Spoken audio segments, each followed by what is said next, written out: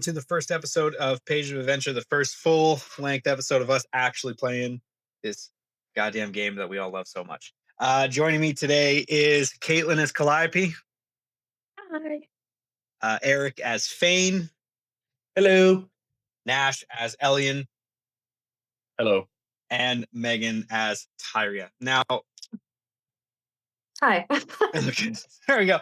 Now, if you guys watched session 0.5, you've learned a little bit about these characters and their sort of journey to get where they are now, which is on the boat to the Island of Hobb. Now, the Island of Hobb is a place in Calreth that is full of mystery because it exists within the space between realms. It has appeared out of nowhere in the middle of the bay and is being researched to a degree by Roland Shadowbreaker. Now, Roland's interest in this is entirely academic, or so he says, but the four of you, as Roland's apprentices, have learned never to trust that is actually why he's going to do things. Usually, he goes to just fuck around.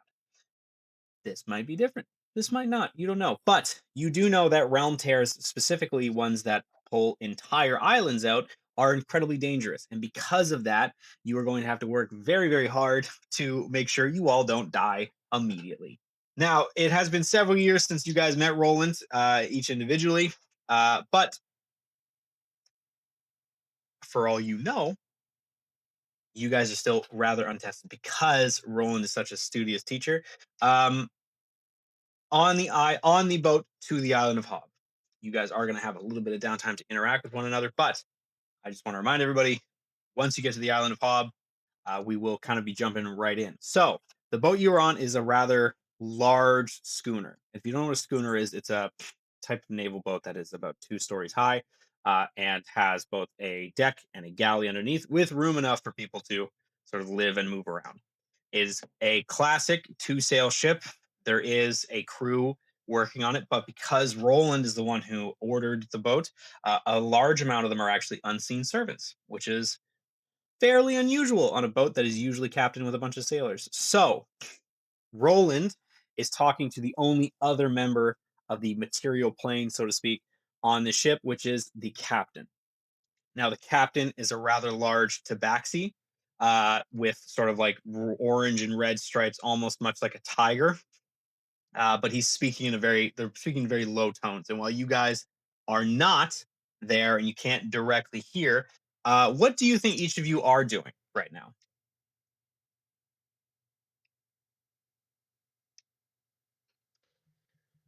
I think Elian would probably be having a riveting discourse slash disagreement with Fane on the effectiveness of his druid magic in comparison to his own sorcerer magic.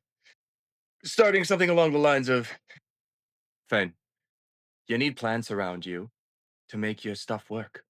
I could just cast a firebolt right now, and it's still effective. But you're so dependent on the environment, right? My magic, it's in here. Yours is out there. Which means, if de facto, mine's a little bit better. I wish you were with the gaggle of Roland and all of us a little bit sooner, seeing as you're the most recent of our group here. But you do know that I dabble in more fire magic than the earth around us. No. Yeah, but I mean, it doesn't look like it's always gone that well for you. And he's gonna gesture to Fane's burns. Um, Fane's gonna get a little self-conscious. Go, listen. If we're going to nitpick here, why don't we talk about your nice, luscious locks on your head? Oh, so dainty, so whimsical of you. Oh, you're such a pretty boy, aren't you? Yes. Wow. I'm sorry, just to be clear, you're insulting me by complimenting my hair. No, it was supposed to be taken as an insult. You're, I'm saying that you, and then he's just gonna keep on stammering his insult. Your hair is. You haven't seen battle. Yes. You are a pretty boy, and you, shit. Uh, turns to the water and just looks out. Oh my god. Okay. All right. Yeah, that's what those two are doing. What are the two? What are you guys doing? Oh my god. Ugh. Also engaging in a roast battle, I guess. We're just coming off hot. I think, I think Tyra is doing actually quite the opposite. I think she's kind of standing completely opposite to the other 2, like, watching this go down, and this is almost like her entertainment for the day rather than watching the clouds go by or just admiring the view, she's just watching these 2 squabble.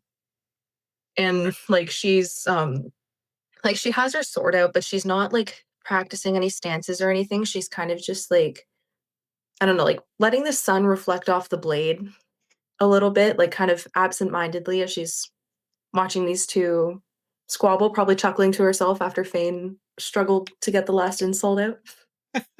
Okay, fair enough. Yeah, kinda similar. I'm closer to them than I say Taria is. I'm very much making it obvious that I am watching this roast battle and enjoying it quite much.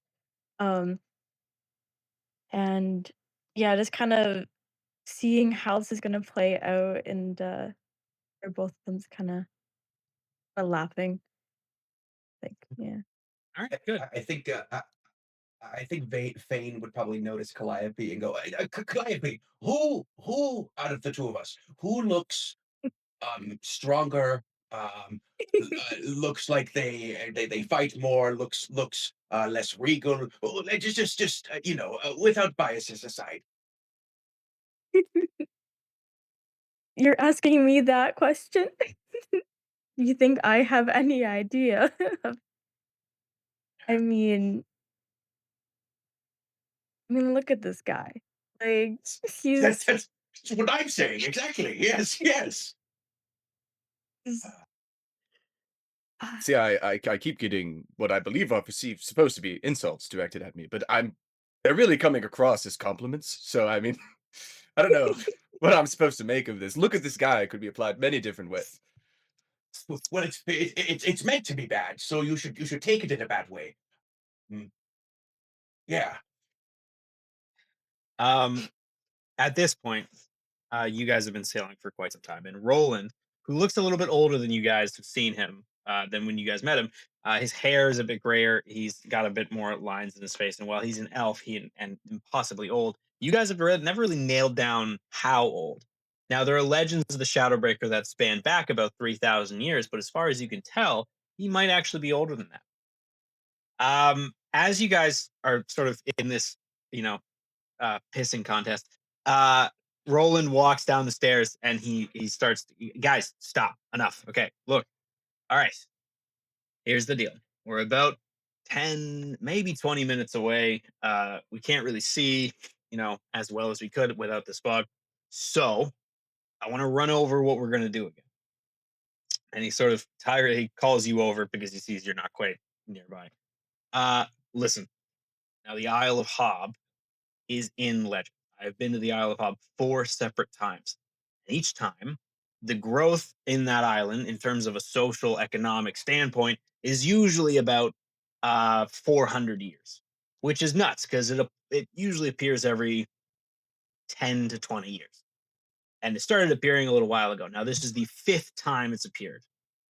Granted, I missed the last time, but if I'm doing my math correctly here, that's about 2,400 years since the first time I visited it. Statistically speaking, one of two things is happening. Either A, the island is in complete ruin. B, the island is doing quite well and might be full of a bunch of people who are now terrified of the fact that they have just up and left their home dimension and appeared somewhere else. Personally, I'm hoping for A. A lot more cool shit and we can loot a bunch of dead people. But option B is good too, because establishing trade is also fun, especially when the items are not from this particular plane. They fight with you a little bit when it's time to flip back, but if you really hold on tight, usually they just stay. That's okay. Listen, if it is option A though, um, you guys are largely on your own. I have business to attend to in the realm between realms, dealing with this particular incursion. Realm tears, as you guys know, or you should know if you've been paying attention to anything I've said over the past 10-ish years, for some of you. Realm tears are horrible for Yggdrasil because they put a drain on the world tree as a whole. Now, the world tree is the branches that connect all the realms together and all the different multiverse. But I mean, sometimes a door gets a loose hinge and you got to put a new one. Of course, none of you would know that because I do a lot of the housework, which is insane to me because none of you pay me and I teach you and feed you and do all that stuff. But why are you guys here again? Why did I invite you? What is going on? Who the fuck? It doesn't matter. And he's always been a little bit eccentric and he goes on these tangents.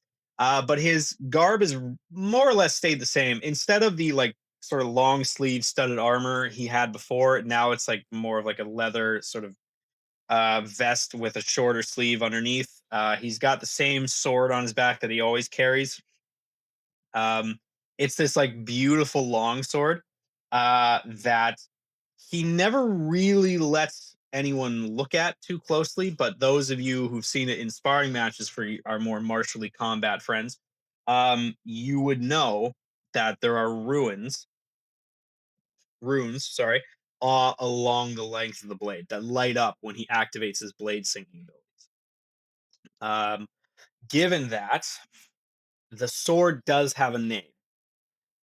There's a true name in Elvish, which you guys have never heard, and then there's the more common uh, variation that he likes to call it, that you can almost tell is certainly not serious. And the name of the sword is Stabby McGee. Now, because of that, he often says that as a joke, but most of you have seen exactly the kind of damage he can do with Stabby McGee, and it is usually very visceral. Now, Roland is explaining to you guys. He says, listen, if it's option A and there's nobody there and it's a realm tear, like a proper realm tear, I need you to find the realm beast. Now, a realm beast can take many different forms. Sometimes it's like a rat that you just kind of step on, and sometimes it's something quite a bit bigger that might eat you. I have complete faith that most of you will be okay. Maybe not all of you, but most of you. Calliope, you might want to hang back if it's something they can eat because they usually go for the bard first. But Hold on. just be careful. Okay. Um, yeah.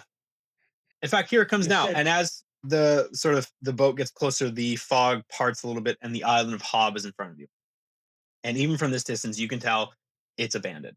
It is a rather large island. So its appearance is often very jarring for the local wildlife and ecological, ecosystems that are around. It's a very heavily wooded area, so there's a lot of trees. There's various like little huts and things, and a little bit more of a more concentrated port. But then in the far distance, sort of in the center of the isle, a little bit up, is this massive like ruined fort. The way realm tears work in this particular world is that everything is just slightly the wrong color. So the trees are all like a slightly lighter green than everything else, more akin to like a mint green than like a true like forest foliagey green. And the buildings are all just slightly yellow as opposed to brown. And as you guys sort of get closer, it becomes more and more apparent. Like the beaches are red sand. Some of the water, in fact, around the island is more like of a pink color than a blue color.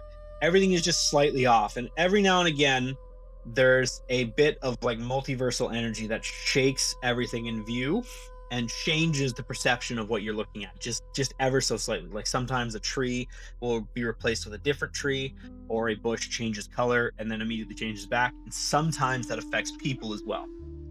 Now, normally, and you guys would have experienced at least one or two realm tears with Roland at this point, normally these realm tears are harmless and the perceptions are just a little bit immediate. But for the purpose of this, I am going to get you guys to roll occasionally. Not perception checks, but just flat out multiversal checks that tell everyone who's listening. And if there's no one listening, then I guess we're just gonna tell each other, which is also fine. What changes and what happens? So, as you guys get close, what does everybody think? I think Fane in his head is wondering if a person who is colorblind were to see the Isle of Hobb, if it were to look regular to them. Um, he's gonna like turn to the right to Tyrion and say, you know, the Roland said this beast was bigger than a rat and could eat people. I'm wondering if it's like a cow or something. And I'm well versed in cows and farm animals. So if that's the case, then we should have no problem here. I mean, I trust that. I mean, seeing what would be like a multiversal cow would be kind of interesting. Better than a rat. Yeah. Yes. Ah. A multiversal cat. I have to make some changes. Nobody. I'm doing. No, there's no fucking way. There's no fucking way our debut episode is going to be you guys fighting a multiversal cow. I mean, really, what is a cow? Though, when you think about it, something with a lot of stomachs. Okay. What's everybody else thinking? I think Elian is hyperfixating on the building color because he has a abnormal animosity towards yellow on houses, and in his head it's just, this is the worst color they could have possibly made these houses. This is the greatest sin that this anomaly has caused. We must right this immediately. He's considering going to Roland to talk about how they might be able to streamline this process just so that this will stop upsetting him, before kind of glancing over, trying to figure out what Fane just said, because he completely missed all of it. Fair. Okay. Okay. Anybody else? You said that the bushes change color, right? Yes, everything kind of changed. I wonder if you ate, let's say, one of the bushes, if you would also start turning colors. And or could we use this to, potentially fight off a cow by chance? Fair. You never know. You never know. I think Tyria, for a moment, she's just trying to picture what a multiversal cow would be. But her mind kind of like flips a switch shortly after. She starts like scanning the area, and it's not the colors of the place that bothers her. It's the fact that it's abandoned. It's the fact that like this space just doesn't look normal to her. Like it looks lived in, but it's not. Like it's lived in, but there's people aren't here, and it's a little bit unnerving to her. But I don't think she voices that at all because she's used to being where there's a lot of people. So seeing somewhere so dead is a little bit jarring. That makes perfect sense.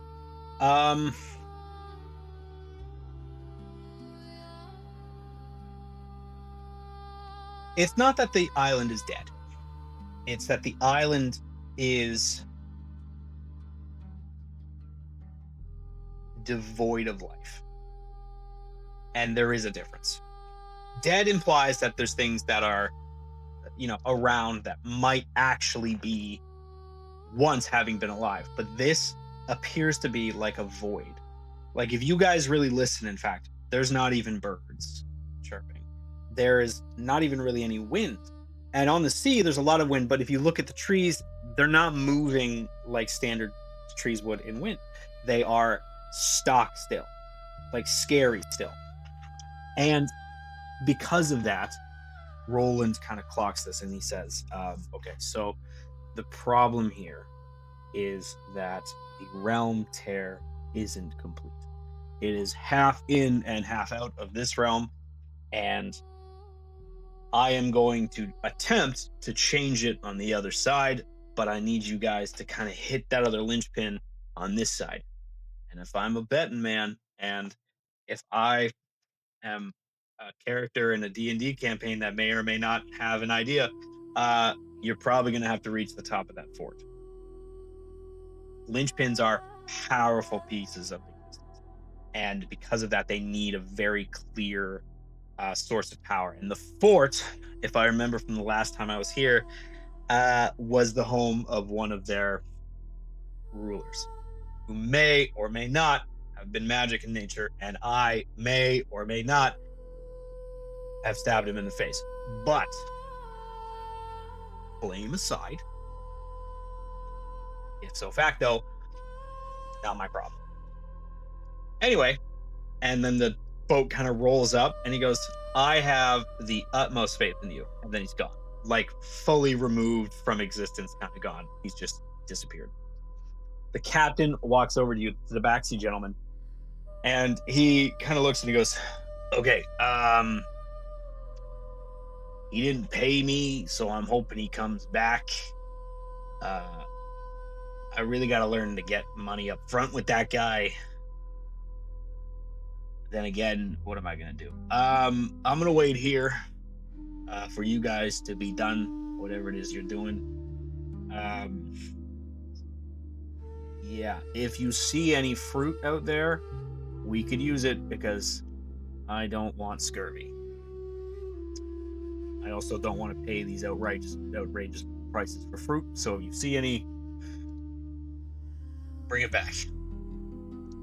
For me, obviously, because there's no one We will else. search the piss houses for fruit for you, good man.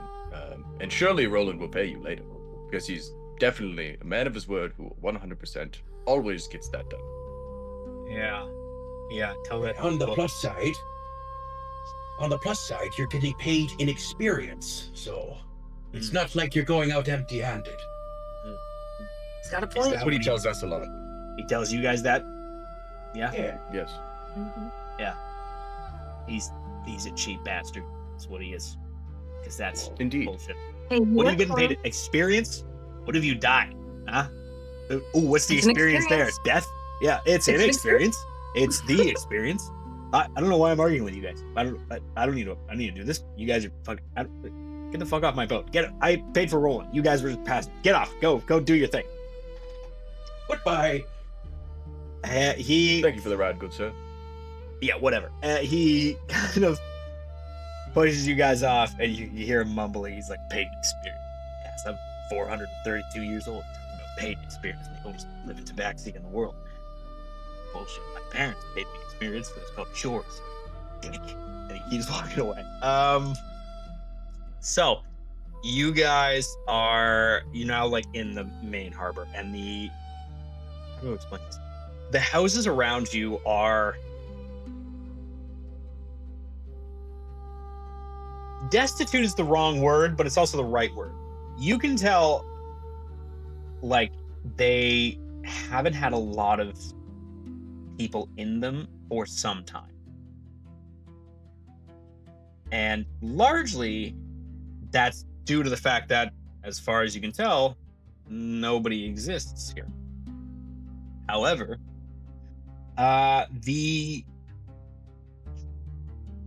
there's something wrong inherently. What do you guys want to do? Oh! I don't think anybody's here. Were we actually going to search the houses for fruit, or was that just performative and we were just saying this to make the captain feel better? From the ship, I love fruit. from the ship, he goes, not the houses, numbnuts, the trees where fruit grows. And he goes, Right. I Excellent have point. very Were we good actually ears. going to search I the am a house tabaxi. and the trees? Got a point. Well, the question remains, except turn houses into trees. Are we doing that, or are we just, going to the objective? Whatever that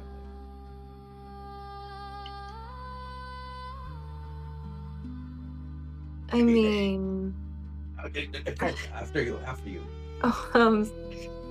I mean, we have our main goal from Roland. I vote we stick to that as much as we can, but if we just so happen to have time along the way and we're not knocking on death's door, then what's the damage? Excellent point. Elian is going to call back to the ship. Sorry, good man. Tyria said we're not allowed to look for the fruit. I didn't. The Jafaxi, you can see him. You can see him sigh heavily, like. Is Tyria the one who kept putting holes in my goddamn ship with that stupid sword? No, that was him. That was him, actually. I'm gonna go piss on all your belongings. And he walks away. I hate you so much right now. With that, she's gonna turn on her heels and start walking. He's gonna look kind of in surprise at Fane and Cal and be like, I spoke the truth, did I not? What we could do now is surprise him with a bushel of all these fruits. You know, we let him down easy and said no fruits, but if we bring fruits, wouldn't he be a happy jolly fella? Fane, you are a druid. I trust Yes. you to find excellent quality fruits for him. And This he's gonna is walk wonderful. off after Tyria. Wonderful. Okay. Anybody want to do like the harbor town is a little bit bigger. It is the biggest settlement, but it's not like huge. It's got a few things like you can see the remnants of what was an inn. Everything is sort of rotted and like fallen away, mostly due to time, or rather the absence of, and then the sudden re-emergence of the elements has just decimated some stuff. Does anyone want to do any like? Someone want to check for anything, maybe? Can I look for some form of officials building? Maybe that be an elected officials building or a regional governor's building, maybe a harbor master's building. Something that might have documentation to explain a little bit more about why this area is as destitute as it is. Yeah. Okay. So I'm not even gonna make you roll to find the building because it's like right next to the harbor as a harbor master would. Yeah, the building it's fairly. It looks like the nicest building that has stood the test of time. It's like a 2-story with like a nicer sort of ornate carving all around it of several different fish, of which none of you recognize because they are not from your plane of existence. So that wouldn't make any sense. And as you sort of walk in the doors, there's a nice little reception area, but the only other door is marked Harbor Master. The language is sort of hard for you guys to gain because, again, it is not a language you may or may not be familiar with. However, the common writings seem to be similar enough. So give me an investigation check. First roll of the Elian die. First roll. It's the next one. 9. It's a 9. We're off to Yeah. a good start. Elian, you're like, you kind of have an idea of what you're looking for, and you have like a general sort of like, ooh, I know what I'm looking for. I'm gonna look for records.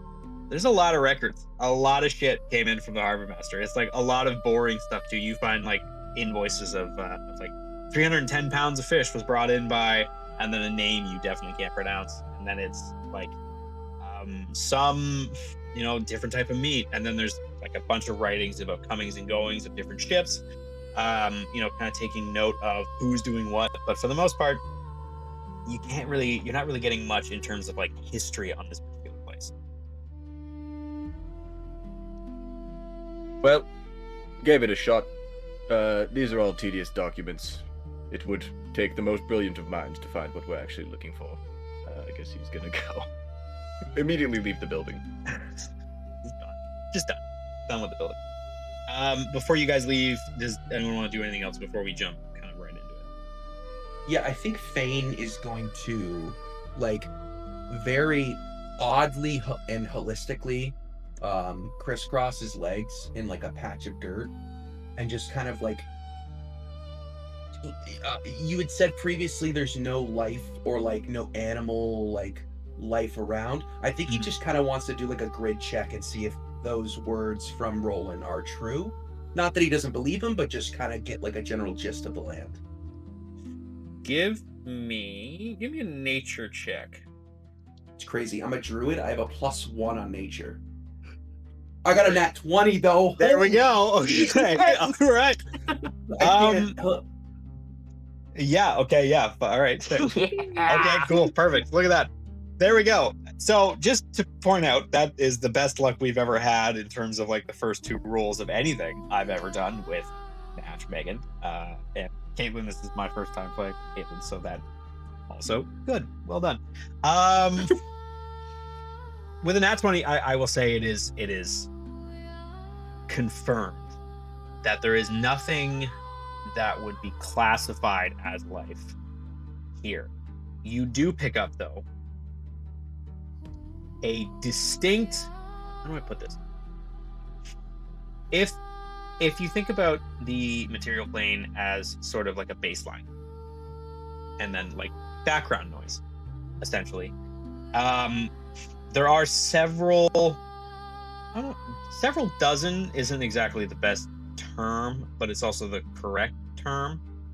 There are several dozen dots of various shapes and sizes that are voids that almost seem to be drawing in the air and matter around them to the point where it's noticeable for you as a druid who's connected to sort of like the nature and the natural wildlife of the material plane and of Calreth specifically. Uh, but also definitely feels familiar. Fane, you would have been with Roland the longest for about the 10 years. And because of that, you have been on more of these expeditions than everybody else. Not many more, but more. And you know that in terms of like multiversal creatures, sometimes if they're not from the dimension that you are currently in, they draw in excess dimensional energy to balance themselves out. That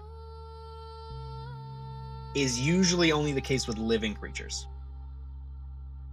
Things that are not living require a great deal more to balance themselves out because everything that is made up of matter cannot be created or destroyed. So, an excess of matter that previously did not exist creates antimatter. And in times of, great multiversal stress, sometimes these antimatter beings sort of pop through. And instead of creating this massive explosion that would, in theory, for all the science nerds out there, create some type of black hole, the reaction, because the walls between dimensions are so thin here at the realm tear, kind of uncoalesce and become part of the universe. There's a huge presence of this closer to the fort, kind of sort of near the top. But for the most part, it's various different sites. And this can be a bunch of different things. This could be corpses, it could be other things, it could be creatures, it could be animals that weren't registering as life forms, but you have no way of telling. Well, ladies and gents, Roland was not kidding about the energy that is around this isle. Um, that big fort right up there, I am sensing something quite grandiose. I'm a little, I'm a little bit scared.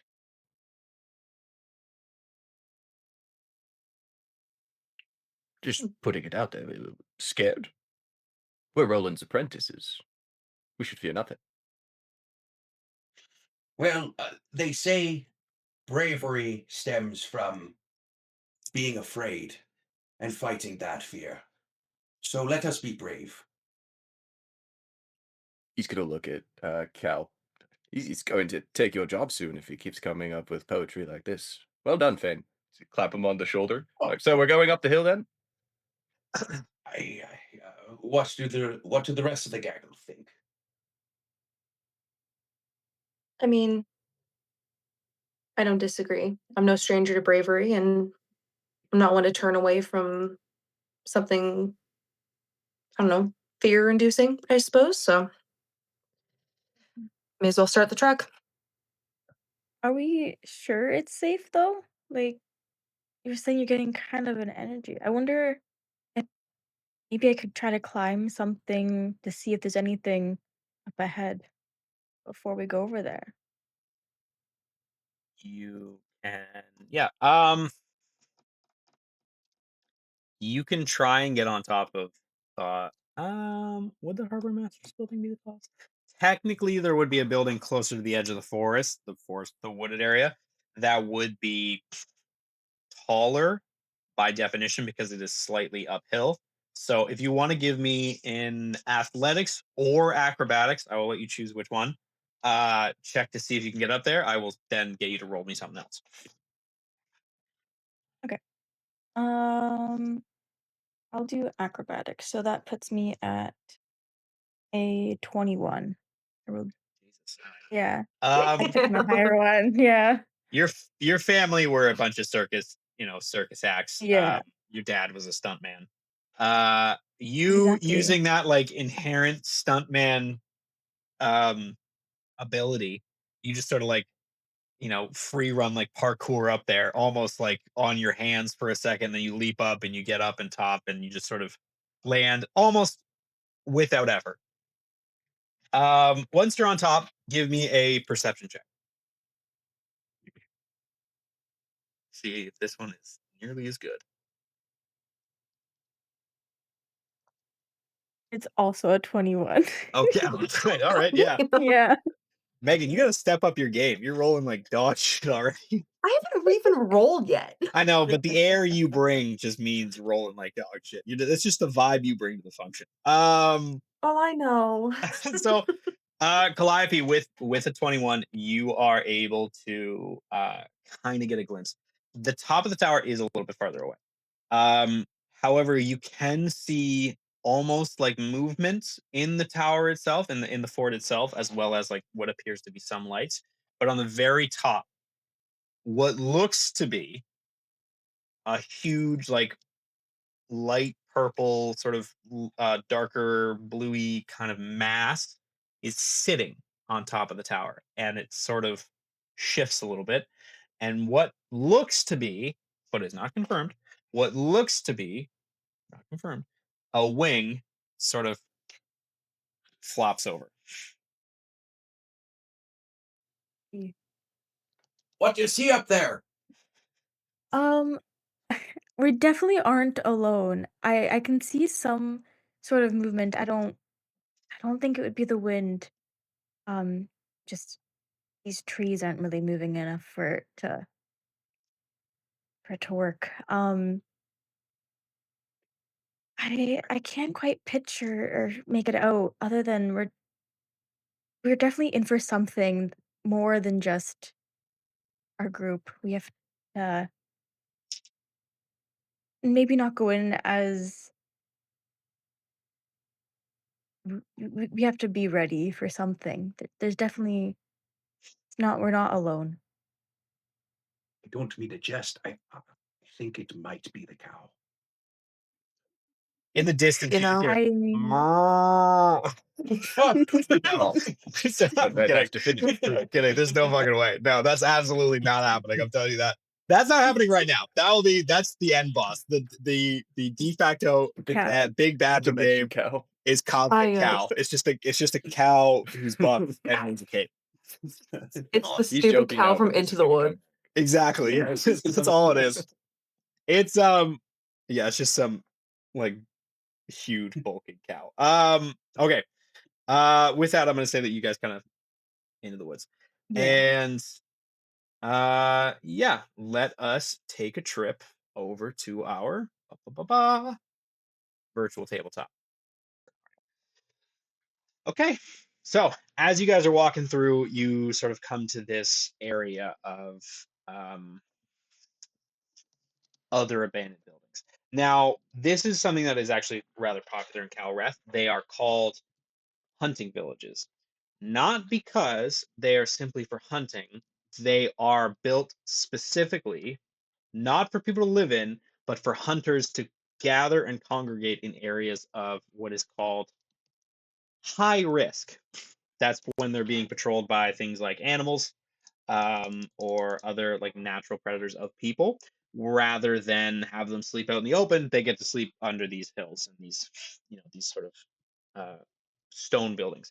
They are incredibly popular in the wooded forests near Solaris, as well as closer to the north near Solitude. But you guys kind of find a little bit more homey because Roland's cottage, if you can even call it that, Roland's cottage is located in the heart of the deep woods of Calreth, um, which are very magical, and we'll talk about those next session when we get there. But in front of you, there are 6 buildings of various states of decay. Almost none of them are intact. In fact, none of them are intact at all, but some of them used to have second floors that have collapsed. What would you guys like to do?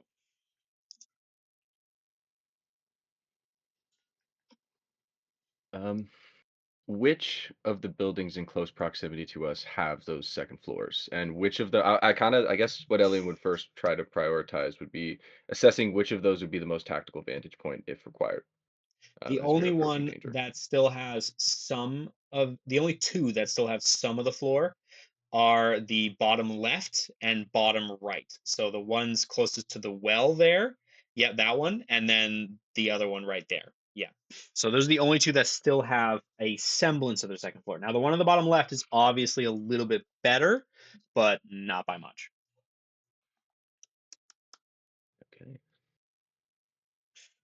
Okay. Fane, you guided us in this direction with your fancy druid magic earlier. What say you? Well, as of right now, I don't think the best course of action is for us to split up. Although maybe 2 of us go into one of these buildings, the other 2 go to another, and then kind of yell or scream if we see something crazy. I'm looking at this one, and Fane points towards this northern building right over here. This one is where I kind of plan on going. But yeah, Okay. This seems reasonable. I suppose you go there, I'll go down to our south western region here. And if you'd be so kind, he's going to turn to Tyria. I'm going to take our walking tank with me because if there's something in there and it jumps out at me, I fight best from a distance. And she does not. So May as well. And she's gonna kind of like she's gonna give like a pat on the hilt of her sword that's just chilling on her waist. Don't worry, she'll get some showtime if she needs to. wonderful. Aliens just deadpan staring at you. Um, After you then. She's gonna just stare at you for a second, kind of like eye the place that we're gonna go, and then look at you. And you can tell she's like holding in a sigh as she begins to lead the way towards the building. When you turn to look back at Elian for that moment, he's going to cast light on the building so that when you look back, there's just a light hovering above the building. He's like, It's that one right there. That one. Mm, thank you. Comforting. Okay, I'm gonna let you guys I on the hope so. map move your characters to where you're going. Nash, if I can get you to zoom out just slightly so I can see what everyone's doing. Perfect. Okay, Fane, the moment you enter,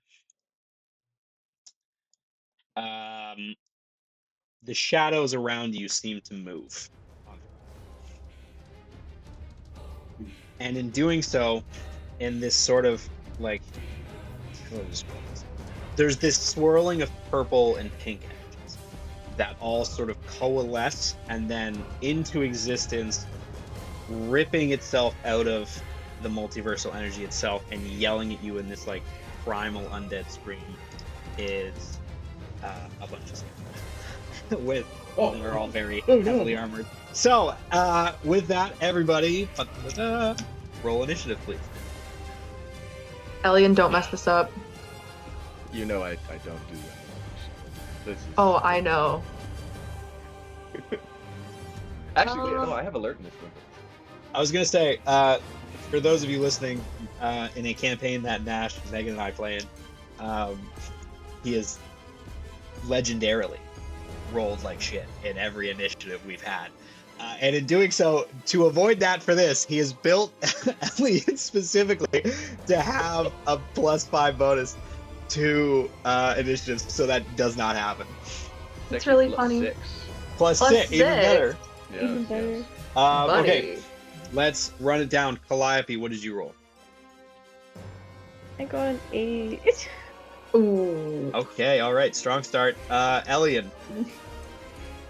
This, for perspective, you just talked about the other campaign. I rolled a 21.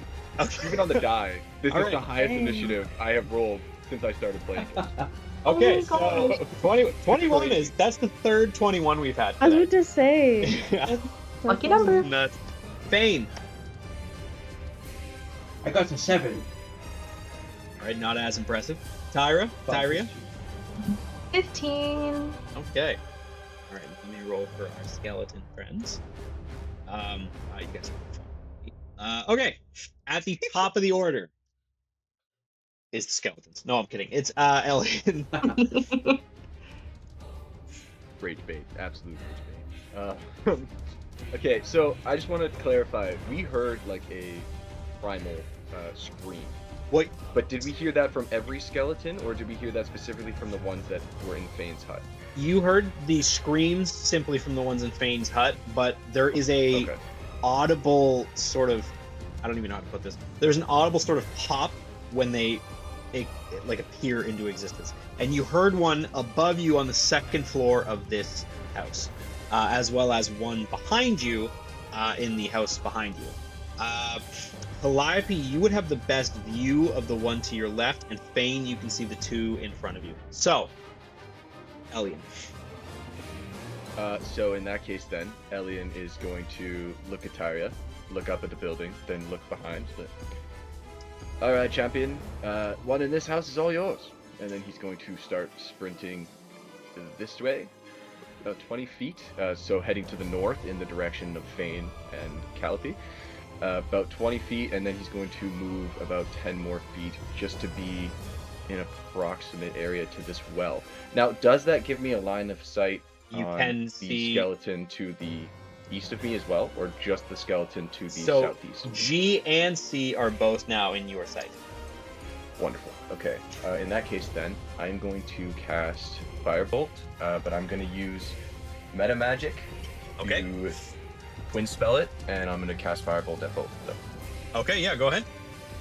Okay. First Firebolt at Skeleton C is going to be a 7 to this? 16 to hit. That'll hit.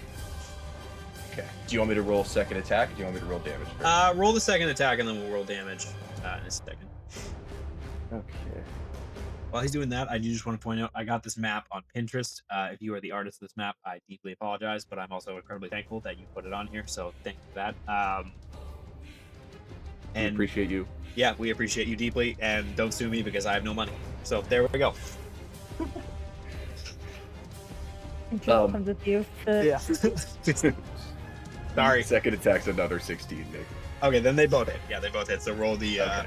Give me that damage. Give me that damage. Cool. First attack's gonna rip 6 damage, fire damage naturally, Sick. and second attack is going to hit for 4.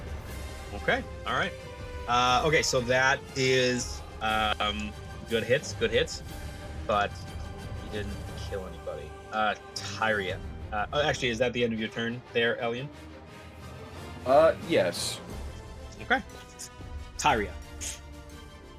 Okay, so Skeleton E here. Mhm. He's up on the second floor, so is there a way for me to get up there? Is there I don't know. I'm not sure about like the build, but is there a way for me to get to him at this point? If you haven't gone in yet, so you wouldn't know this, but there are stairs there somewhere. Alternatively, if you wanted to, you could potentially collapse the remaining structure. Or try to. That's an attractive idea. Okay, would you need like a perception roll to see if I could find like a weak point and then just make an attack on the building? Yes, yeah. So yeah, give me a perception check with No, I'm not gonna say with disadvantage. Give me a perception check, just a flat percent. Okay. Ugh, I miss Riven's perception already. That's a 21. Actually, fucking kidding me? fun fact. All right, there's something going on here. Okay, 421s. I don't know what I you kid you not. assholes agreed to beforehand, but 21 was a weird number to choose. Okay. All right. With a 21, Tyria, it's pretty obvious there are like support pillars in the house itself.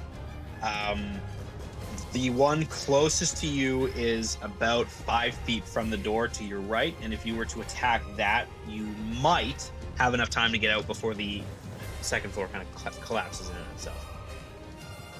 What would you like to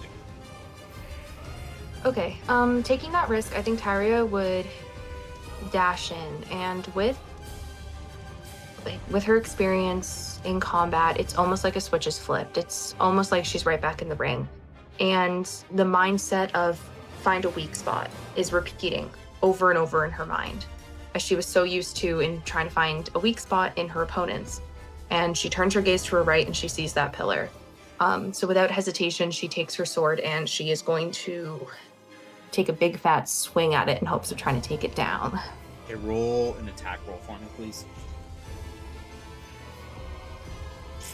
16. That'll hit. You just have to do a total of 10 damage. Ooh, so I have to roll max. Okay. Actually, if I choose, if I do two-handed, there's a higher chance I roll max. But I will say that if you want to, you can say that you're doing this two-handed. Yeah, I'll do it two-handed, so that'll be 1d10 plus 2. So I just need at least an 8. At least an 8. No, at least it's 6. I can't do math. That's a 7. That's a 7. 9 points. 9. Didn't do it. Oh wait, no, it didn't. You needed 10. Get- I 10, thought never when mind. you said that, I thought to myself, I was like, no, 8 is correct. And I was like, wait, did she say plus 4 or plus 2? You said I plus can't 2. do math. I'm sorry. 9. So you tell you what, give me a strength check, please. Sure. I also have Shield Master Shove. I could use my. Oh wait, no, I'm two-handed. I don't have my shield. You're not. You're Strength not check. Give me a strength. What's my strength again? Ooh, plus 2. Okay. I wish that could have been better. 15. Okay. I'm gonna say when you pull the sword out, you give it a little extra oomph, and it just sort of knocks that last thing into place. Roll me a dexterity saving throw with disadvantage, please. I typically usually have advantage on it, so can I roll it It will be normally? flat. Yeah, it will be flat. If Okay. you have advantage, it will be. You have to beat. You have to beat another 15. I can't make this up. I cannot make this up. There's a 19 sitting in my dish right now, and I have a plus 2. I cannot make this up. Hey. Hold on. 1 second. What's going on? Name of the game, folks. Good What job, are we guys. doing? Yeah. There we What's go. going on? Who? I don't know. I don't know. I don't know. I- We actually Started somehow. agreed ahead of time. We Oh, yeah. started To with- nat 20 be too Yeah. suspicious, so we just said 21. Exactly. I feel like It's I'm like being Mighty punked. 9, but 21s. All right. I feel like I'm being punked. I don't know what's going on. I don't know what backdoor deal you guys made with the devil, but I hope this is gonna. When I roll, I hope I rolled 6 21s in a row, because clearly that's what's going on. You managed to dive out. The fucking skeleton gets a 2. You guys kind of see, and you almost hear this before it happens. There's a loud crack as Tyria sort of buries her sword in the post, and in doing so, the whole building just sort of shifts noticeably to the right. As Tyria, as you kind of dodge out, there is a crumbling of rock and wood and snapping of woods and like a ringing of sort of metal as the skeleton crashes to the ground and takes.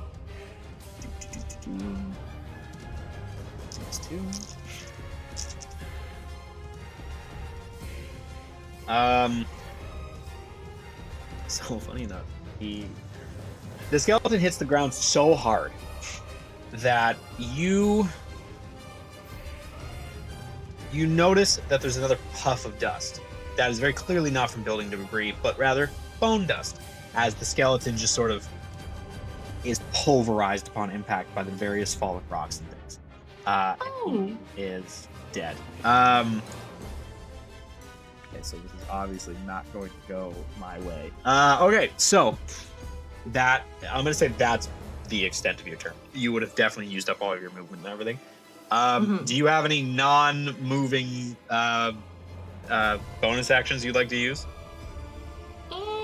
No, Okay. I think I'm good. With that, it is Calliope's turn. Calliope, what would you like to do? Well, first I'm gonna kind of shout out to Fame. Um, what do you see over there? Like, what? I see a skeleton over here, but it sounds like there's stuff over your way too. Oh yeah, no, there's two people without skin right in front of me. Yes. Oh, there's one here too. Would you like me to help you, or do you think you got it? You know what, Calliope? Protect yourself. I should be okay over here. Okay. So I'm gonna go over to this. The opening of Skeleton this. F. Yeah, to skeleton. So I'm Okay, just gonna so- kind of go where the opening. Yeah, I should have said this ahead of time. Each square on the board is 5 feet. So Calliope, I think you can move a total of 7 because you should have a total speed of 35. Yeah, would I just do like 20 or something like that? You can if you want. You can use your movement as much as you want. But to hit him with any weapons that are like melee in nature, you need to be 5 feet. So you need to pick right next to him. So just one more square. I was gonna use a cantrip, but that, yeah. Oh, well, what is the range of the cantrip? 60. So actually, I didn't even need to move. But No, I would say if you want to back up, you can back up, but it's up to you. yeah, I feel like it's gonna get a little too fiery in there. So I'm just gonna go maybe here. Okay. 10 feet back, just What are you gonna do? Firebolt? no, Sacred Flame. Oh, okay. Okay. All right. Read me Sacred Flame because I believe I have to roll a save.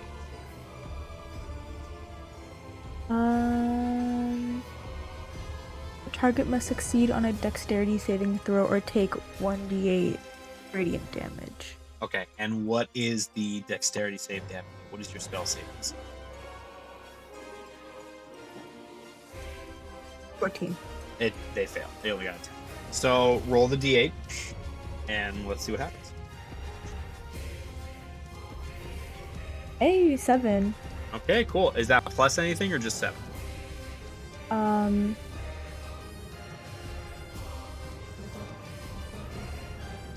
No, I think that's just it.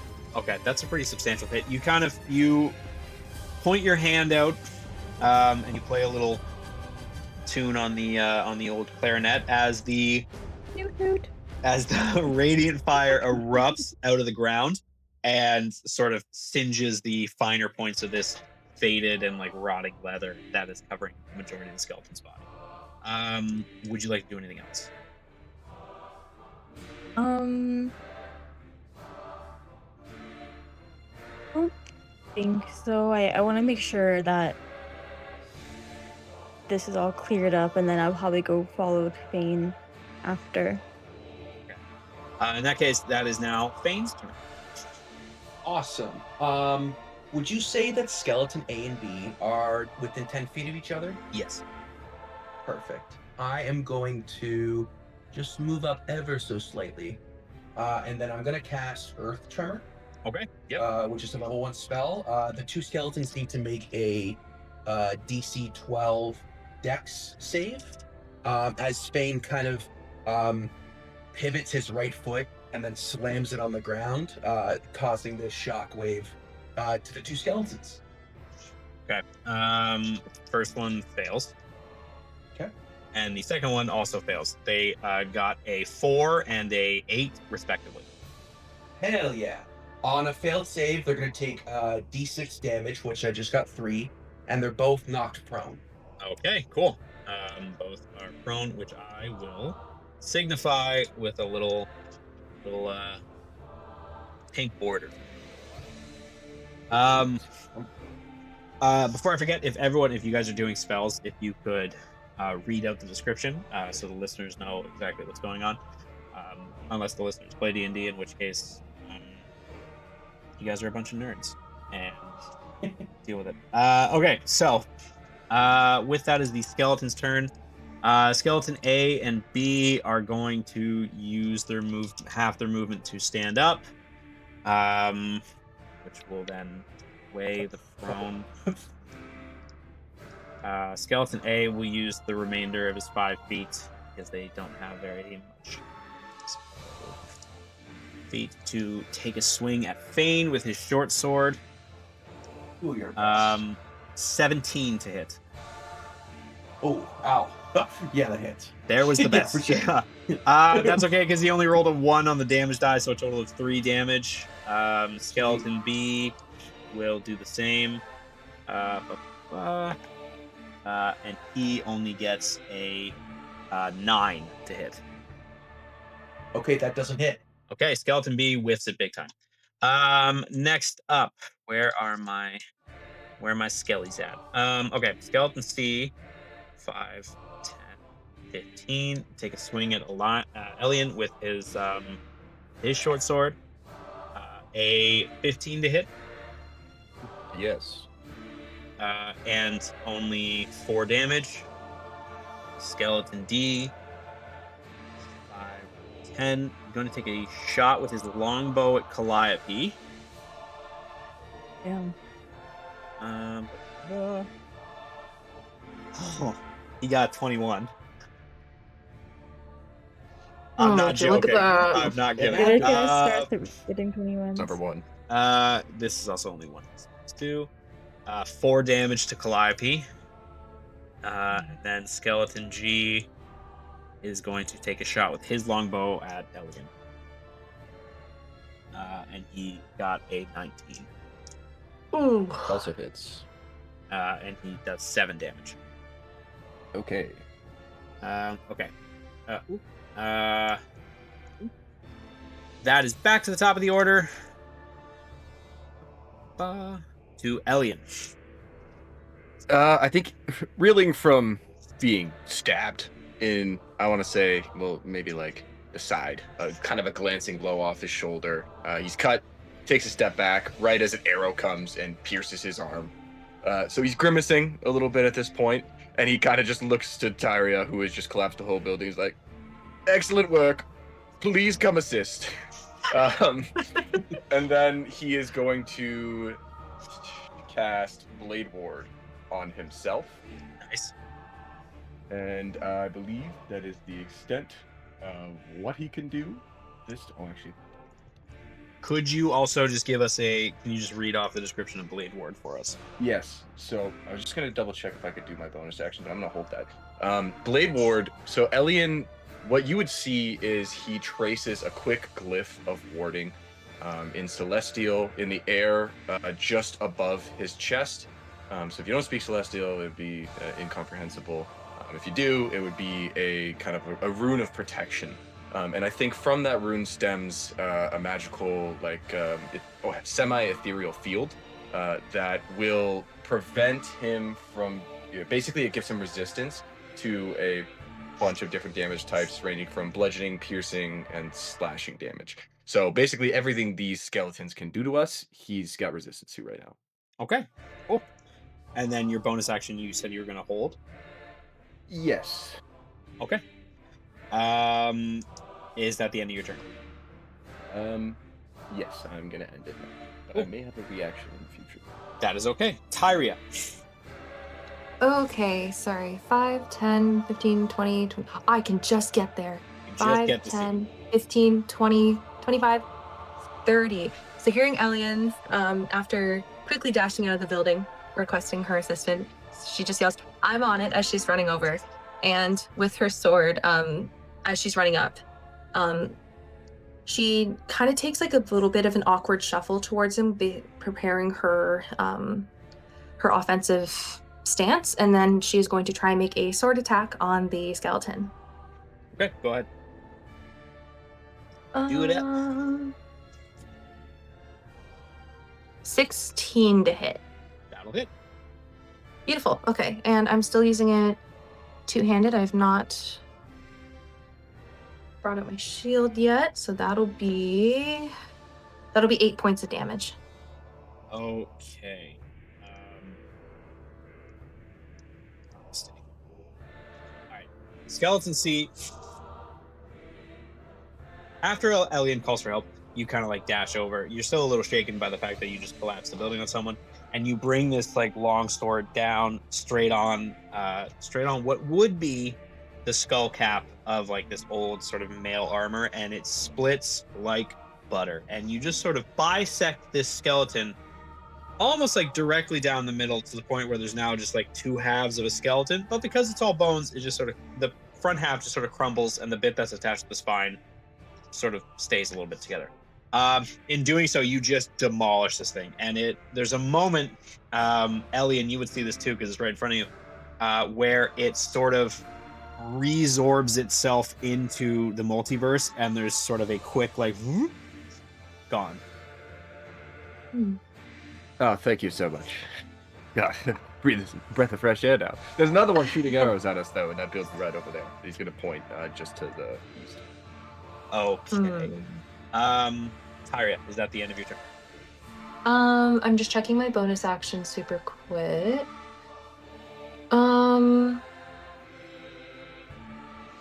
Here's what I'm gonna do. So I'm going to cast Sanctuary. And it's a 30 feet, 30-foot radius. So Elian is gonna be in it. And basically how Sanctuary works is that it wards a creature against attack. So in order for any skeleton to decide to take a whiff on Elian, they will need to succeed on a wisdom saving throw. And if they fail to save, they have to pick a new target. Okay. Many things. 30-foot radius, right? It just says 30 feet, so I don't know. Maybe. I'll say, yeah, this is 30 feet. A 30-foot radius, that is. Okay. So, with that, I just had a mental note of whether my geometry is correct. I'm pretty sure it is. That is Calliope's turn. I'm gonna move just about 10 feet here. Okay. And then I'm gonna use my shatter spell for skeleton F. Okay, yep, go ahead. So, I believe that's another save from me. So they pass, but they take half damage, correct?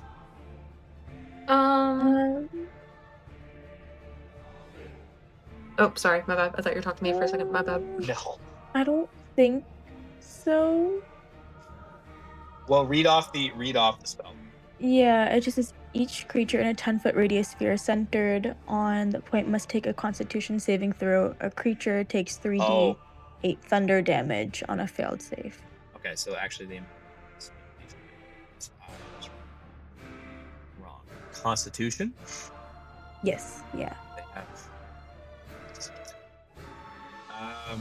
Okay, so he only got a 10, so go ahead and roll the damage for me.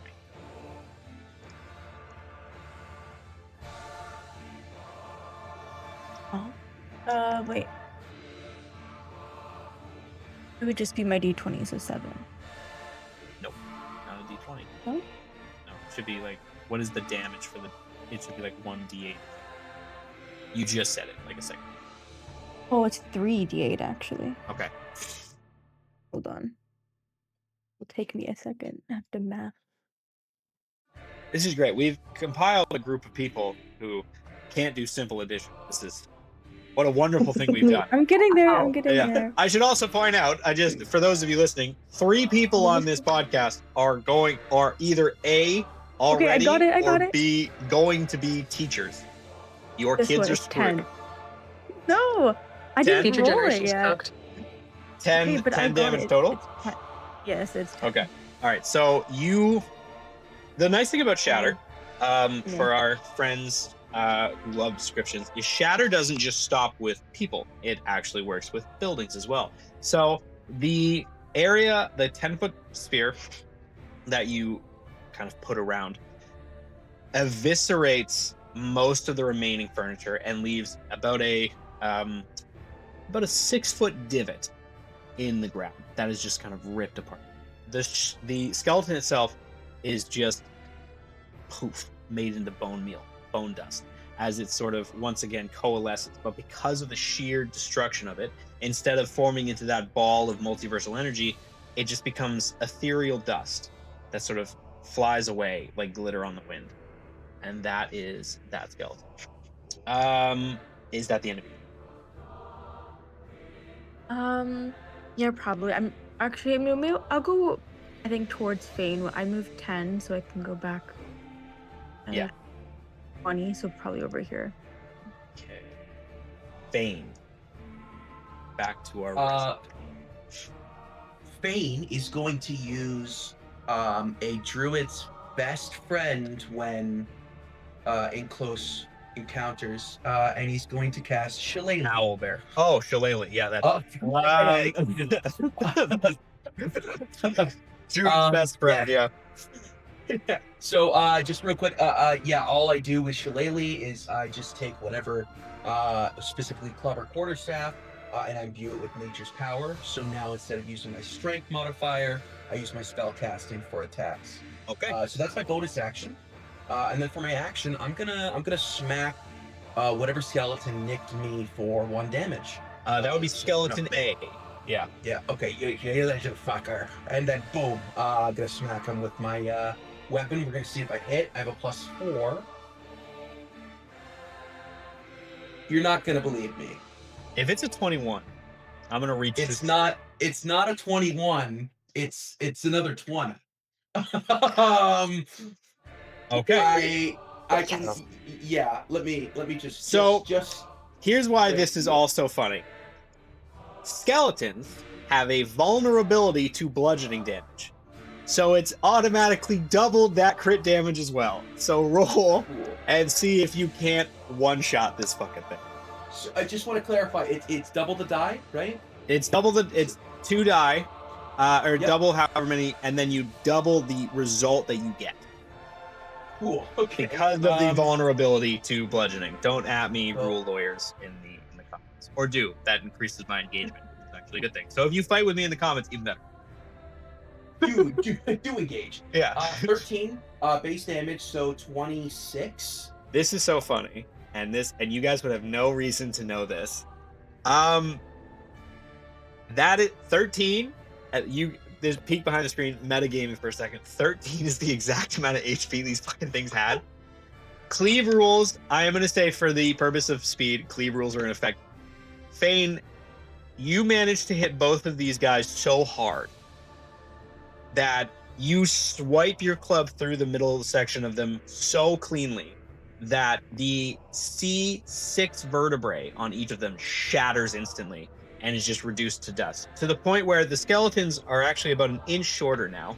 And in doing so, as they kind of drop, there's a moment where they look at each other, look back at you, and then they comically like fall down like bones, making like a xylophone noise, as they create their little multiversal ball that kind of joins into one bigger one and just poof out of existence.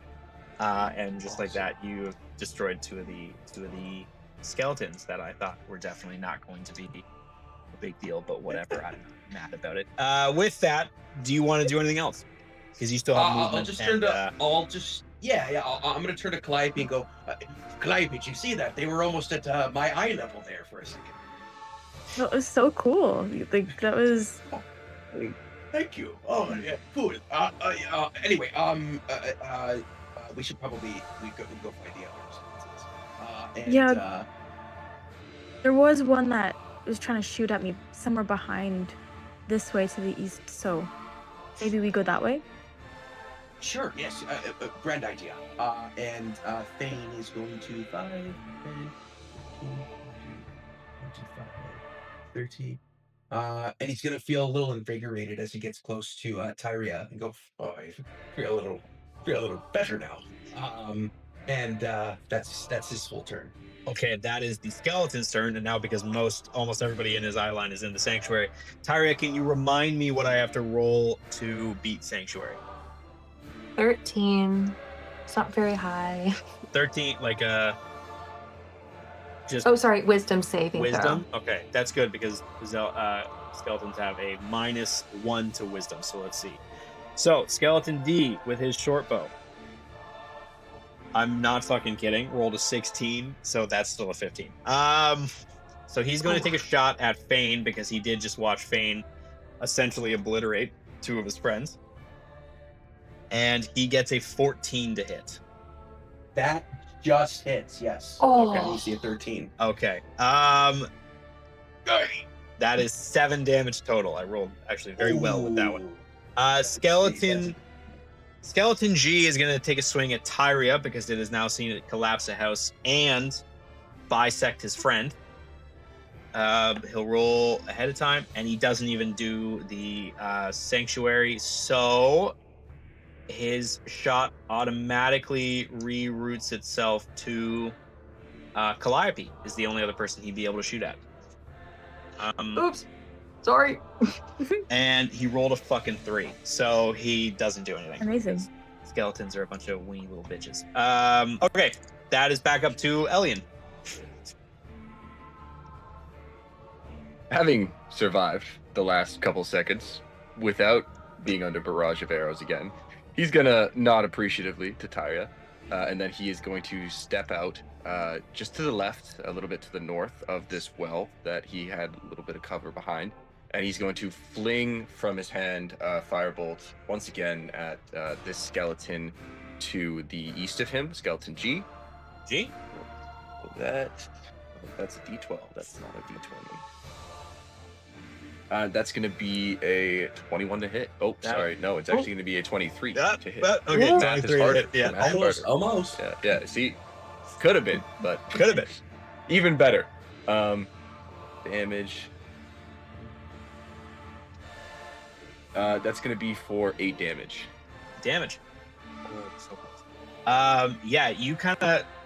It's starting to make holes in his somewhat rotting leather jerkin as it zips right through the rib cage, singeing some of the bone and starting a small fire. But he is still up a little bit. Anything else?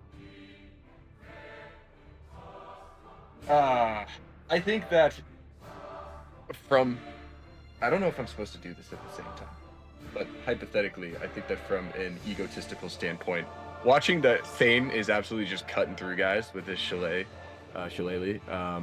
Elian would take note of that, and he might cast Twin Spell again from a metamatic magic point just to fling off another attack. I will say technically you should do it at the same time, but I will say because that is so funny and in character for you, I will let you do it. Okay. It does, however, have to be at another character, so he is going to fling it at Skeleton D. Okay. Instead. That's good because Skeleton D has actually so far not been hit at all. So go ahead and roll to hit. Okay. That's going to be a 24? No, sorry, 25. 24 will hit. 25 will hit too. Yeah, of course. So he will damage.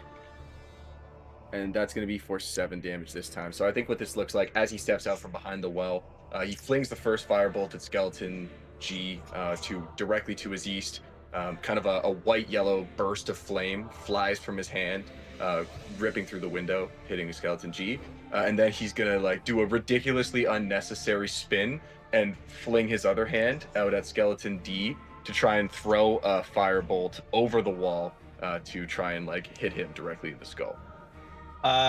Like a gunslinger from the Old West, you kind of like turn and fire these off, and you're managed to hit both of them as they sort of fall back a little bit, and they definitely take note of that and will 100% be worried. But I will just point out for the sake of everybody, the wall that Skeleton D is like behind is the same kind of wall where it's like shin high. It's mostly for decoration.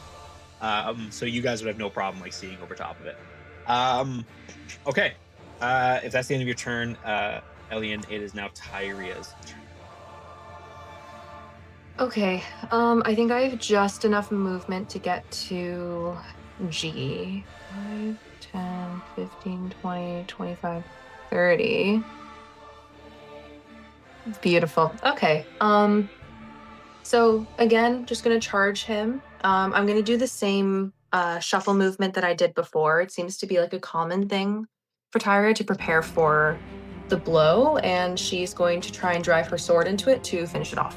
Sure thing. Go ahead and roll your attack. 15. That'll hit. And I'm not gonna make you roll damage because he only has 1 health. So because he's kind of like positioned in a window, or what would have been a window, he's just been kind of like firing out like a World War II sniper kind of deal. And you just sort of poke him with your sword, give him what Roland calls the old stabby 2 time, where he just takes stabby and stabs someone real quick 2 times, and you just sort of pop, and he crumples like almost immediately, and it becomes that ball of multiversal energy, and poof, away. And Skeleton G is gone. Wonderful. Would you like to do anything? Nope. That's it. Okay. Calliope, your turn. Oh, I'm gonna move my.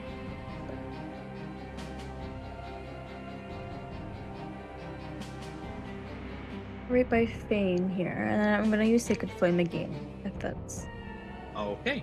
at the last man standing. This time he passes with a 20, not natural. Ooh. So I believe nothing. No, yeah. With that, it is Fane's turn.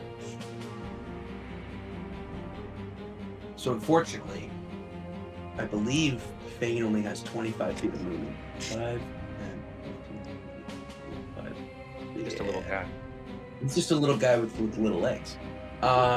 So Fane is going to take his movement 5, 10, 15, 20, 25, 30. He's gonna shout to the group in an arrogant manner, but he doesn't have the full confidence. He says, "I've got the last one. Don't worry about me, guys." That's all he's gonna do. He can't. He doesn't. I don't want to burn a 2nd level spell. Fair. So I think he's just gonna prepare to smack him. He's just got his shillelagh out, going hey, ready for that skeleton. Okay, I will say you've readied an action to attack if he comes within a certain amount of feet, which he's Perfect. essentially going to have to do. So he just gets in, and if you just want to swing for me. That is 15 to hit. That'll hit. Yep. Go ahead and roll damage. And don't forget to double it because it is bludgeoning. That's right. 6 plus 2, 8, so 16. Okay, yeah. Fane, you once again just sort of, because you're so short, you take him out, not even by the knees, by the thighs. You just take him out by the thighs. You crumple his thighs so specifically that he falls in a really funny manner where very briefly his shin bones become his whole legs. So he is in fact now about the same height as you. And he sort of falls back, and the dust and everything kind of coalesces once again, and poof, you guys have managed to successfully complete that encounter. Now, what would you guys like to do next? I think after the fight, kind of shaking it off. Not that Tyra feels rusty, but that was a lot of things in succession. she's gonna head towards the middle, and she's gonna kind of look to the group. Everyone's a little spaced out. Um, and she's gonna clap her hands together, like in front, kind of like prayer motion, and then she's gonna like kind of slowly pull them apart. And like a small, it starts off small, but it turns into a yellowish glow. And she looks at each person. Okay, who's hurting? Who needs fixing before we get moving? Fane snaps the arrow from his shoulder. Goes, yeah. I took a little bit of a shot there. So I would need a little top up. I would also certainly not be opposed. Shot and stabbed. Not that we're counting pain. No. Not that we're counting. One uses martial weaponry and the other casting spells. Yeah, I wasn't too bad, but I mean, again, you're offering. I am. I can spare a little bit for each, but um, I will keep some just in case we get into a pinch. Um, so let's see, I have 15 points of lay on hands. Let's see.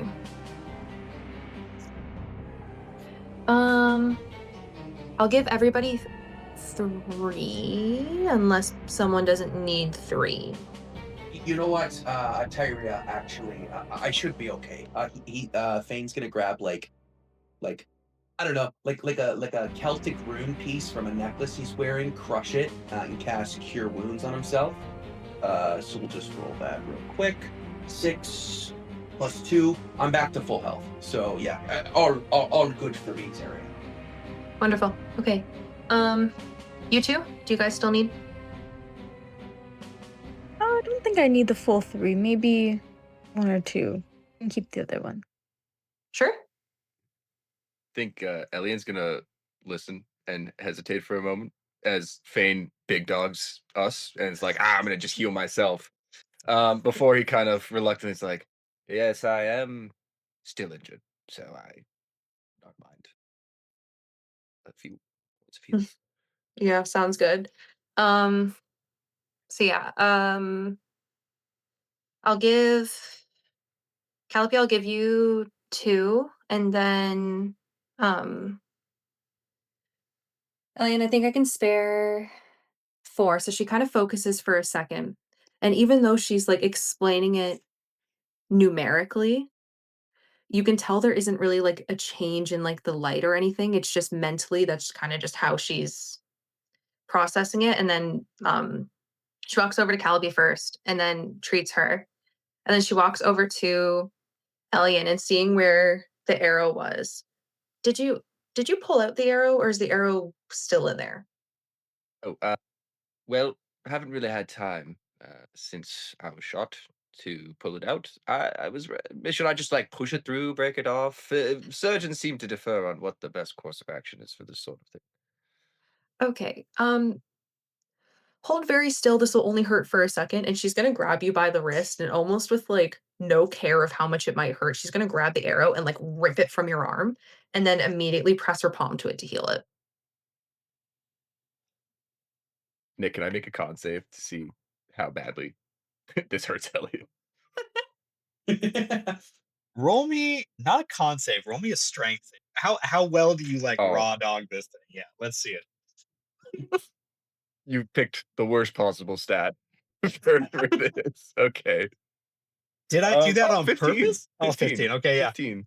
Even with a The dice 15, rolls it. you kind of like you really like it is all like you think you're being like really nonchalant, but it's pretty clear to everybody else that you're like really kind of gritting through it. Um, Overall, like it could have been way worse, and it's one of those things where when you pull something out, you're like, "No, it's good. I'm okay. Yeah, no, it didn't even feel it. Didn't even feel it. Damn. Yeah, but no, you kind of like you get it. You get it, no problem. So as that's happening, immediately like gritting his teeth, kind of trying and failing to mask a little bit of the pain. When Taria turns her back, he's immediately going to cast healing hands on himself. He's like, "Oh my god, I gotta get Gotta do something about this. Um, just restore 2d4s of healing. Fantastic. For a total of Okay. 5. So we are done with the map. So let's away back to our talking heads. Okay, so we've seamlessly transitioned back into our talking head stage by the incredible editing work of Mr. Dungeon Master Nick, and we will let us now away into more role playing stuff. So you guys have just finished the skeletons. They are all gone, no traces of them. Thane, you actually noticed right away that some of the voids that you were feeling in the nature have disappeared. On top of that, me you roll a little let me roll a little d4 here. We got 4 players. Let me roll d4 to see some stuff happen. 2, let me think. That is Calliope. Calliope, could you roll me a d8? I can. Am I scared? A little bit. That is a 6. Okay. Calliope, for a split second. Um Actually no, roll me a d20. Don't roll a 1. Actually 21. Yes, I don't like. Don't say that. That's how you manifest it. At 9. A 9. Okay.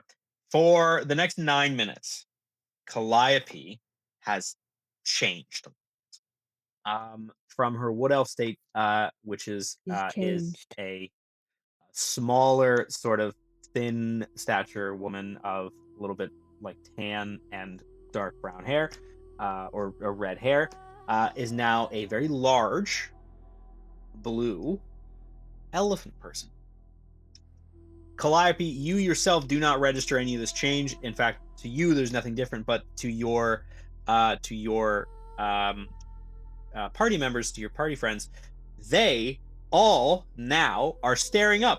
Now, normally when you talk to Calliope, it's about its regular height, but now you're all kind of, as Calliope has taken on the form of a very large elephant person. And let's see, that's 2. The So Willy Wonka again, blueberry.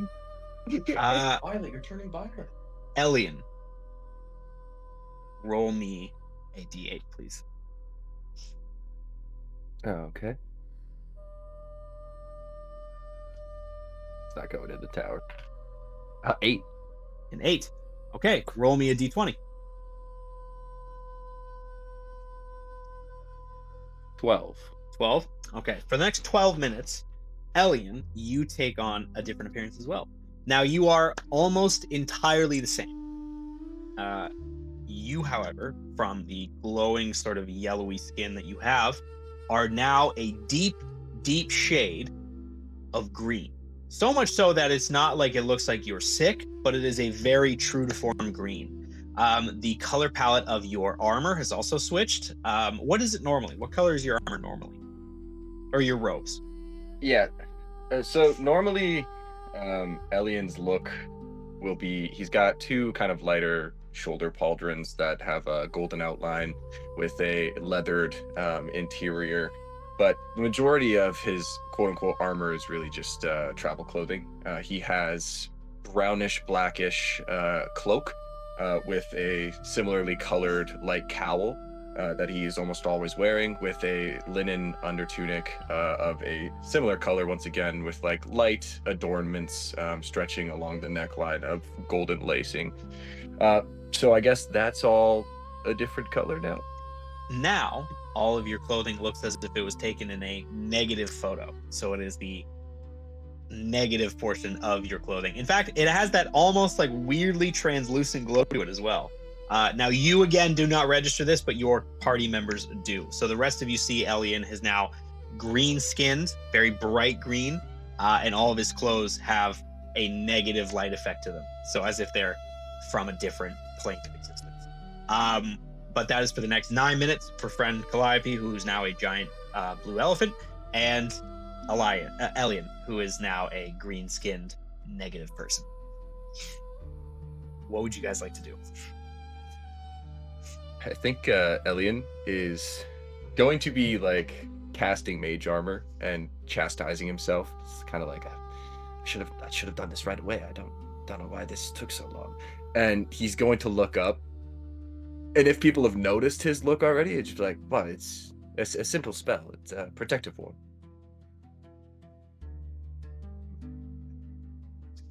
Tyria, I didn't know that we had 2 druids in the group. How dare you? What? No, what is going on? Calliope, do you know, how are you feeling? What do you mean? Is there something wrong?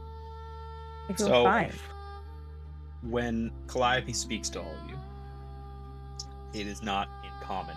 Calliope, you hear your voice in common, but it is actually in elephant folk, which is just a series Of course it is. trunk noises. So none of you can understand Calliope for the next 9 minutes, essentially, unless one of you miraculously speaks elephant folk, or what is it? Oh, Christ, there's actually a name for it, and I can't remember what it is off the top of my head, and that's fine. Maybe the people in the comments who should be engaging with all of our stuff would happily remind me of what it is. Loxodol. I figured it out. Loxodol. Loxodian?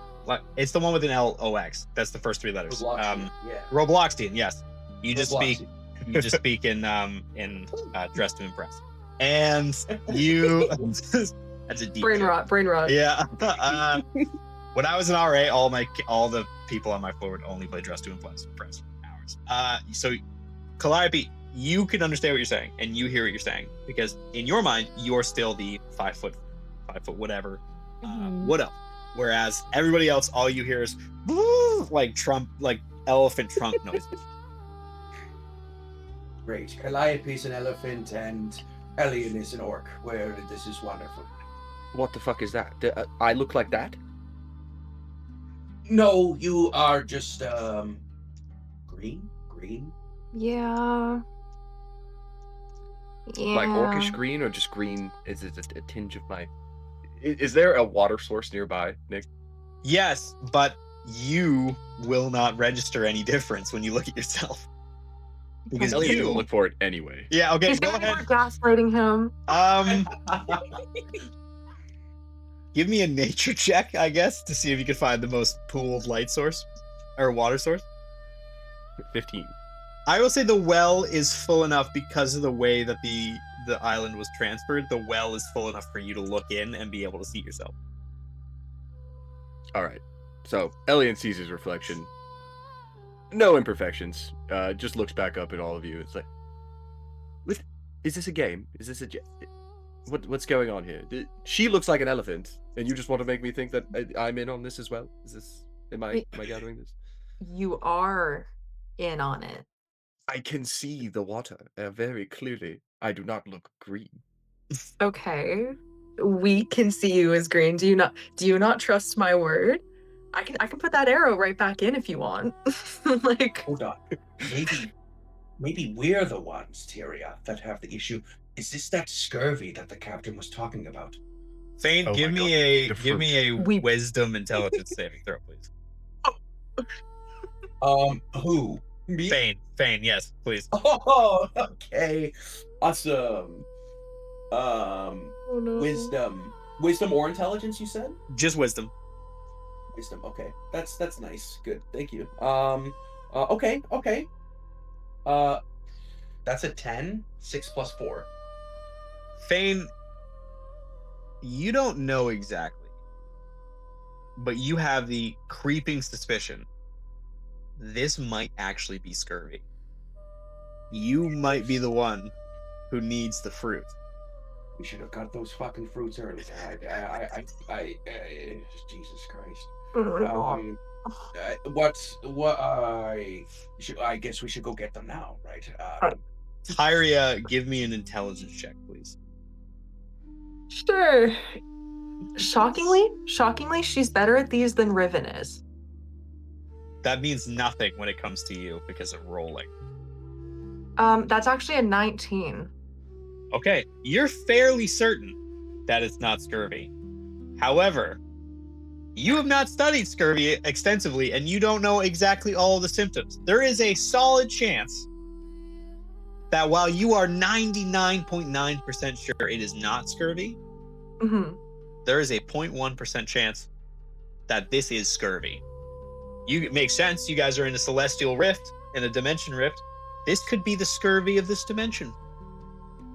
Scurvy acts in mysterious ways.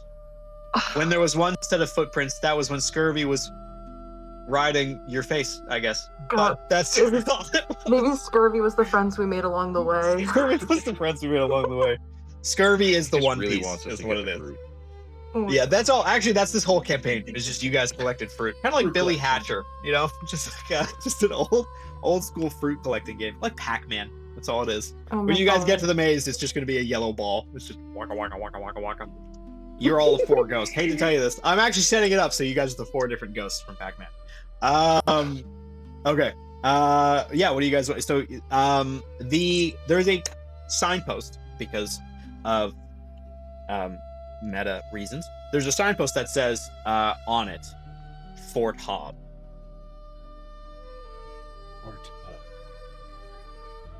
Well, I mean, I guess if this is how we're going to be forever, I'm gonna try and climb Calliope. If she's okay with that, Calliope. I don't know if you can hear me, but it would be beneficial to use you as locomotion right now. If that's okay. So, Calliope, this is how it is perceived to you. Fane, Mhm. you climb up Calliope, and for you, you are now about 9 feet in the air. Calliope, as Fane goes to move up your shoulder, he shrinks in size. This is how you perceive it. So Oh. now, Fane is essentially about this big and just sitting on your shoulder. To you, Oh, I Fane, see. you are on top of a blue elephant normal size, and that's what everybody else sees. But Calliope, as you turn your head, now you just have like a dinky little Fane right here. Oh, hey, little guy. What's up? What happened? Fane, you understand none of that as it is all in Loxodian. Yes, I agree. And Give me a Constitution saving throw, Fane. Okay, sure. I think I have a +2. I hope. Yeah, I do have a +2. 12. Okay, you do suffer from small partial deafness in your right ear because the trunk is so loud and next to your face. Right. Well, I am at a loss for words, everybody. I guess we should go follow this path and maybe find a couple of oranges, and by then the scurvy will be cured for both Alien and Calliope. We don't have scurvy. Well, I do not have scurvy, and I resent the accusation. You're green, but it's not scurvy. No, You I'm have your not. own I looked problems. in the water and I am fine. Okay. She's an elephant, though. That's very clearly a problem. And I have not studied medicinal sciences very much in the past. I don't believe scurvy does fucking that. I don't know what no, this won't is, know but until we get it. that's scurvy. Okay, so Oh you my guys God. walk for a little while, to the point where eventually, yes, Calliope, you become less of a elephant and more of a regular person. But in its place, Riven, not Riven, you're not Riven right now. That's a different campaign entirely. Tyria, Tyria, give me a D8 roll, please. Uh-oh. Uh-oh. Where's my D8? I'm gonna use the puppy dice. I hope these don't screw me over. 8. Okay, all right. Give me a D20 roll, please. Don't roll a 1. You don't want to know what I just rolled. You roll 20. No, I'm joking. I'm joking. I'm fucking with you. I rolled a 13. A 13. So for the next 13 minutes, just like with Elian, your clothes become the negative version of you.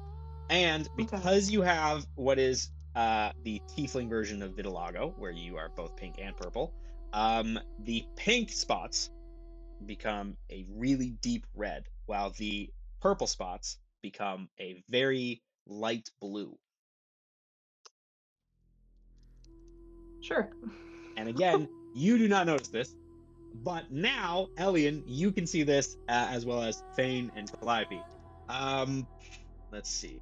Let's a few minutes later, Elian, your time for the 12 minutes is up. However, I rolled another 3, so that's you again. So roll me a d8, please. Wonderful. This time it is a 2. A 2? Okay. Roll me a d20, please. 3.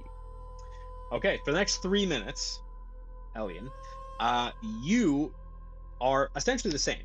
You look very identical, but your skin takes a very deep blue.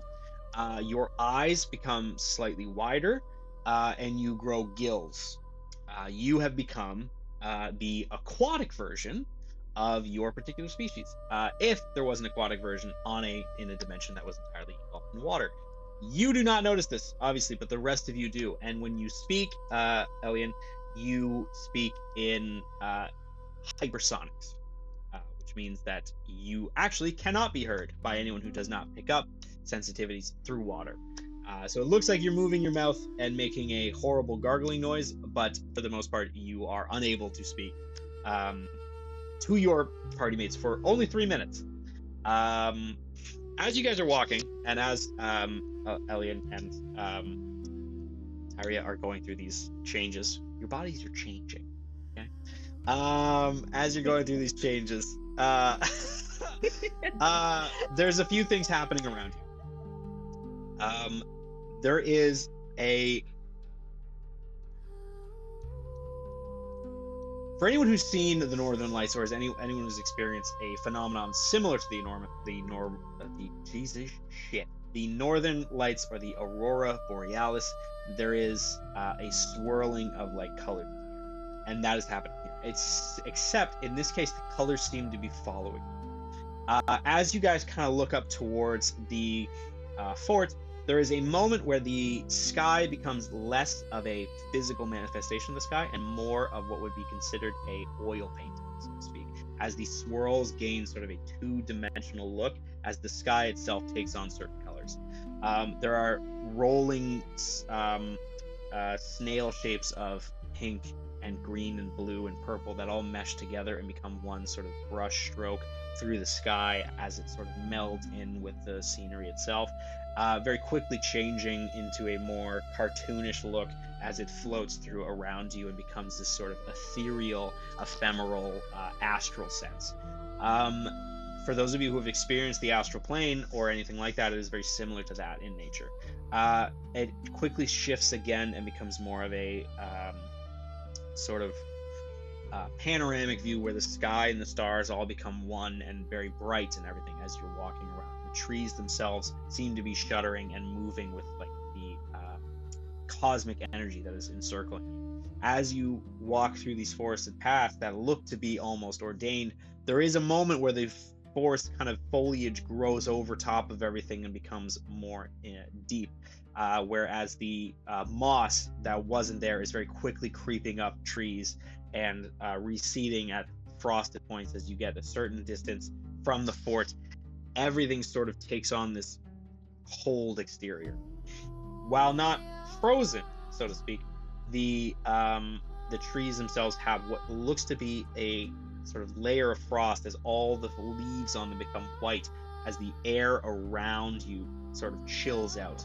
Upon reaching that, by now, Elian and Tyria, you've reverted to your normal selves.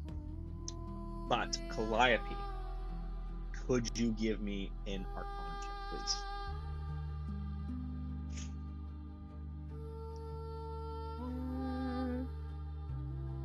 What do you need me to do? Sorry.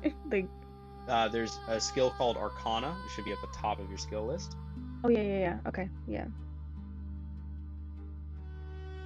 It's tiny and blind. That would be a 17. So 17, Tyria, is a bard, a college of creation. You are naturally tied to the undertones of the universe.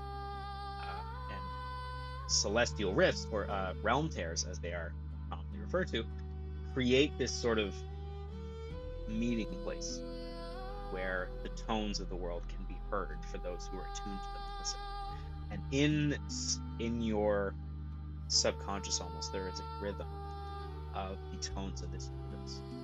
The nature of it is sort of icy. It is a bit sort of glacial. It moves slowly. The tones sort of leak out of the instruments that are playing them, instruments that you can't necessarily name, as the universe itself kind of creates this cacophony of orchestral music as the primordial forces work together. And as you experience this, there's a moment where the tones stop, and you, along with all of you, hear this like bone chilling, but not because of its volume or the nature of it, but the sheer cosmic energy that is given off by whatever is on top of the keep of the fort. As it opens its mouth and roars, there is a moment where the realm tear itself shakes and distorts and immediately takes on the visage of several different realms. And you, as the wave of sound hits all of you, you feel it in your bones. And as you are standing there, different parts of your body, as you can see, sort of go through physical or color changes as it rips through you, and you guys are back to your normal selves. And that That doesn't sound like a cow. it's a huge moo. It's just and then it rips through you. But no, it is a, if I can explain it a better way, it's the sound you guys hear is almost like a bell tolling in like the deep underwater as it sort of bongs and ripples The outwards water in sort of a gong. shape. And with that, we're going to end our session. And if you enjoyed that, please tune in for the next episode of Pages of Adventure Broken Shadow as our intrepid group of idiots wander their way through a fort and hope not to get eaten by a large extra dimensional being that may or may not be something from this plane or something else, or something from a Dark Souls role playing book that I picked up. But we'll find out, won't we? Have a good night and stay magical, my friends. Bye. Right.